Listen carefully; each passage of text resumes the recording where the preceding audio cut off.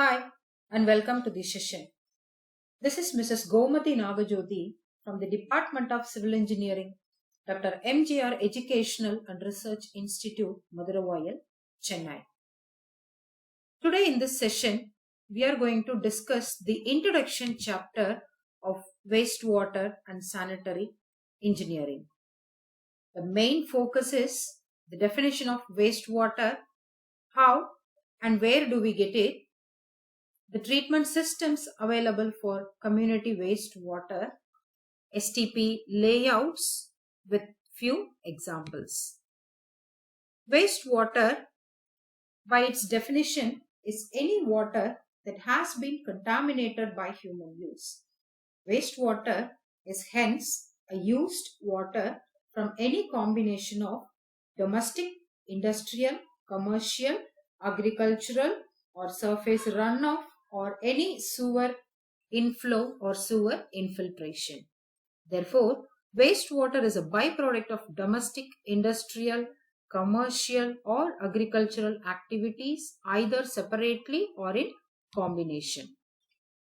The categories of wastewater includes municipal wastewater from communities, also called as sewage, and wastewater from industrial activities, also called as effluent. So, these wastewaters can contain physical, chemical, and biological pollutants. When we go back to the background, we know that more water we have, the more wastewater we generate. Water carried away the foul smell, so there is no other substance that can transport waste like water. So water has been chosen to carry away our metabolic waste. In highly population densities like metropolitan cities or any other highly populated areas, water is the best means to collect and transport the metabolic waste away. So, our chore is to get waste out of water. So, the wastewater carries away the metabolic waste. So, we need to get these waters for the reusing purposes. So, here our chore is to get the waste out of water. Do you think it is very difficult to get waste out of water? And when we think and answer, the answer would be technically yes. But here we have a lot of help available to us from the nature, and our T includes gravity and the sun, which acts as the drivers of the hydrological cycle, and we have billions of microorganisms which acts as the ultimate decomposers, and ultimately the soil, the basis for all wastewater treatment. Wastewater by weight is 99.9% of water and has 0.1% of solids in it. The solids means the waste in it. So, this 0.1% is the matter of our concern. And this 0.1% contains organic matters, microorganisms, and inorganic compounds. So the microorganisms, a few of which are pathogenic in nature, so there is a need to treat these wastewaters before the disposal. And when we see the wastewater generation and its treatments at the global level, around 80% of wastewater produced is discharged into the environment untreated, which causes widespread water pollution. So, depending on the type and extent of contamination, wastewater can be treated in wastewater treatment plants, which includes physical, chemical, and biological treatment processes. So, usually the wastewater will be treated in any of the facilities which is called as sewage treatment plants or effluent treatment plants or simply wastewater treatment plants. So if the sewage is treated in a wastewater treatment plant, that wastewater treatment plant is called as sewage treatment plants, STPs. And those wastewater treatment plants which treats the industrial wastewater is called as effluent treatment plants. This is the sewage generation scenario in India during the year 2019. So we have generated around 61,754 million liters of water per day, and the untreated sewage accounts for 38,791 million liters per day. And we have a total sewage treatment capacity of 22,963 million liters per day. And this diagram gives us the data of sewage generated state-wise. The Maharashtra stands in the first place with a 13% of total sewage generated in India, and Tamil Nadu stands in the third place with a 9% of total generation. Coming to the definition of sewage, sewage is any water that has constituents of human or animal metabolic waste. Water that has the residuals from cooking, cleaning, and or bathing is called as sewage, and thus domestic water is a combination of sewage and sewage. So this domestic water is a focus of wastewater that comes from a home. There are some stages in sewage treatment. We can categorize these treatments into 4 categories. Initially, there will be a preliminary treatment using coarse screen, and then the influent enters into the primary treatment stage, which consists of screens, grit removal, detreated chamber, coagulation, flocculation, and primary sedimentation processes. And in the secondary treatment stage, the microbes present in the wastewater does the job by separating the wastewater into clear liquid, solids, and gas. So the secondary treatment includes aeration process, trickling filter process, and other biological units. And after the secondary treatment process, the treated water will be disinfected and left out to the environment, or if there is a need for reuse, then that treated water will be subjected to tertiary treatment processes or advanced treatment processes. So this is a typical layout of a wastewater treatment plant or an STP, in which the wastewater first enters into the screen chamber, in which the floatable bigger or matters will be removed, and then the water enters into the grit chamber, in which the water will be allowed to pass very slowly so that all the settlable particles are given time to settle down by gravity. After this grit removal process, the water will be allowed to the primary clarifiers, in which the water will be given some time, which is called as detention time, for the solids to settle down. So till this stage of wastewater treatment, the stage is called as preliminary or primary treatment processes.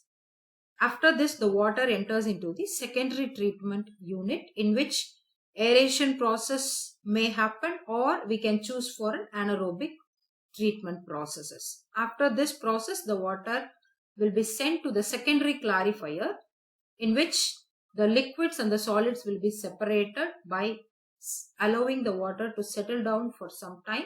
Thereby the settlable solids can be settled down easily. And after this secondary clarification, the water enters into the filtration process, and then from there the water will be disinfected using UV rays or chlorine, and then the water will be sent away to the receiving environment. So all the solids which are collected from the screens or a grit chamber or a primary or a secondary clarifier and from the activated sludge process, all the solids will be collected, and these solids will be thickened, dewatered and digested and dried to get the biosolids, which can be used as a fertilizer for agricultural purposes. And this diagram represents the unit operations and processes in a very common sewage treatment plant. So the waters from the house will be collected through the conveyance system and reaches to the pumping station, where the pumping station helps in pumping the water from a lower level to the higher level if the treatment plant is present in the high topographic area. So after this, the water enters into the first treatment unit of the sewage treatment plant, in which screens will be placed after the grit chamber and primary sedimentation. So the primary treatment processes completes till this, and after this the sewage enters into the secondary treatment, in which trickling filters or aeration tanks can be used as aerobic treatment units, and from there the water will be allowed to settle in the clarifiers and then disinfected and kept in the oxidation ponds if there is a necessary, or the waters will be let out to the outfall in any receiving environment. So the solids from these units will be collected as discussed in the previous slides. It will be digested, it will be dried, dewatered and then used as fertilizer for the land remediation purposes. So this is the wastewater treatment processes which represents the settling of solids by each and every units, where the floatable matters are screened out from the screening unit, and then the settleable matters are removed from the grit chamber, and then the matters which escape to the settling tank are allowed to settle down, and then it goes to the secondary treatment unit, and all the solids from these units will be collected and digested and then made as a manure. And the waters from the secondary clarifier are disinfected using a chlorine or UV lights, and then it will be allowed to the receiving environment, maybe the water or a river or an ocean or a sea environment. And this is a typical example of a wastewater treatment plant in Washington, D.C., in which this diagram clearly indicates the amount of solids that can be removed from each and every processes. So the grit removal chamber can remove all the inorganic particles, and then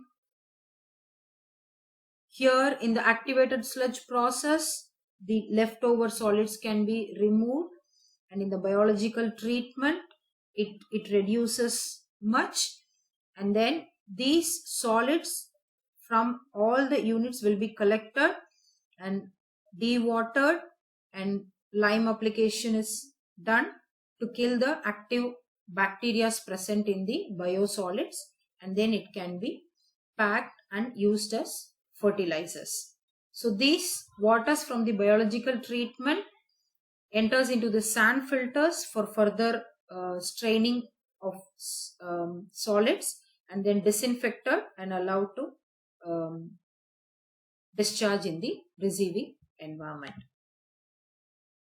And this is a very important part in which the layout of Nesapakam sewage treatment plant situated in Chennai is given. We have here the waters entering in the inlet chamber, and from the inlet chamber water is directed to the screen chambers, and Nesapakam sewage treatment plant has one screen chamber, And then from the screen chamber, the water enters into the detritus, in which the detritus are nothing but the grit chambers. And from the grit chambers, water enters into the primary clarifier feeding unit, which feeds the primary clarifiers here.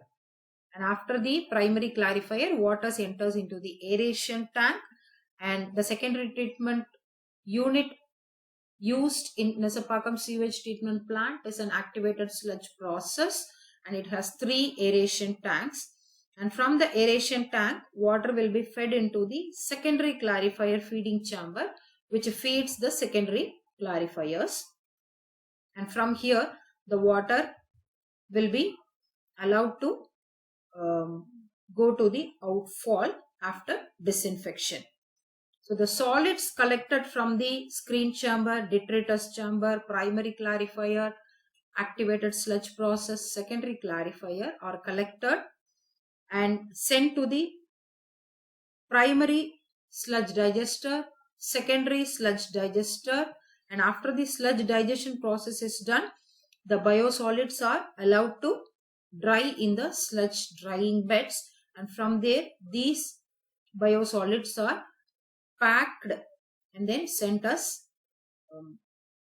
biofertilizers. So this is the layout of the Nesapakam sewage treatment plant in Chennai.